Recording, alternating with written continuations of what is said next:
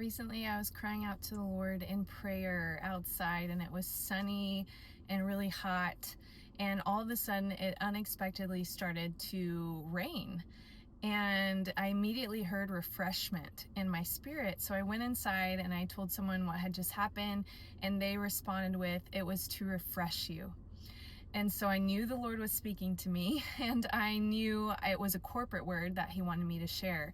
So I think for a lot of you, God has taken you through an intense season of pruning and just cutting away and cutting you back to where you now feel a void and an emptiness inside. And I can tell you, just all the clients that I have with my coaching, they're all feeling the same exact thing. And so it's definitely a corporate thing that the Lord is doing. And it feels like you have been in a barren wilderness for such a long time, just this dry desert place that just does not change. And in this place, friends, the Lord is telling you that He is going to bring refreshing. And exactly what He says in Isaiah 43 is what He spoke to me when He said this refreshment. So this whole chapter is about God telling His people that they are His and that He alone is God and there is no other Savior but Him.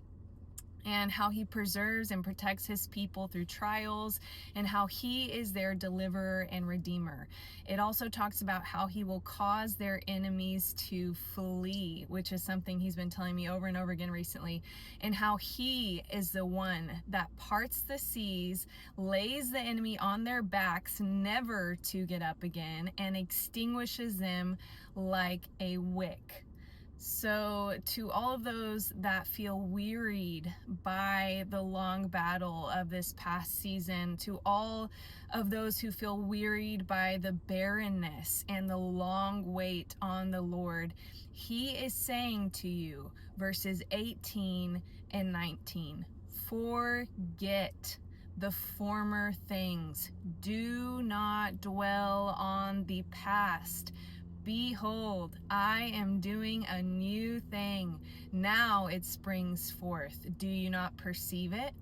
I will make a way in the wilderness and rivers in the desert.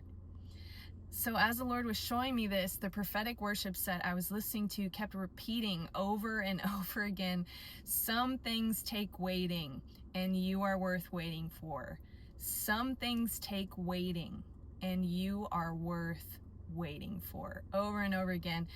And at that time, I saw God moving different things and different people into the right places, like a chessboard.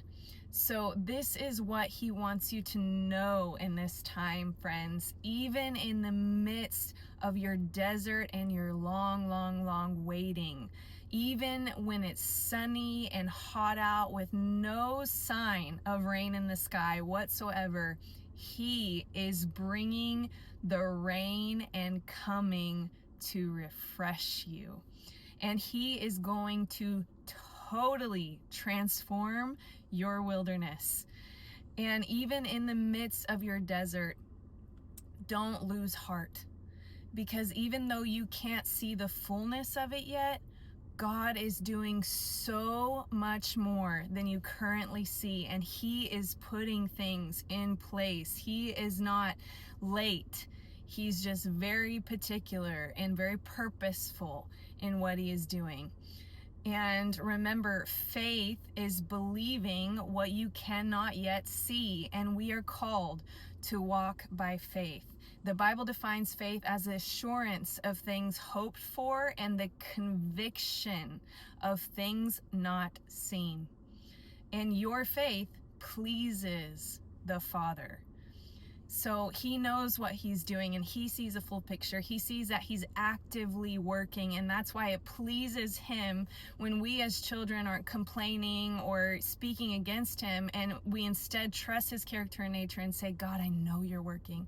I know that You're doing it, because He is. So lastly, what He has for you, this new thing that He is doing, pray for eyes to perceive it, because it really is worth waiting for. He and what He has for you really is worth waiting for. So if this word speaks to you in your current situation, if you need help and just encouragement, someone to walk with you in and through it, then the links to my coaching are in the caption of this video. And I believe this is a now word for God's people. So don't forget to share it for those that need the encouragement.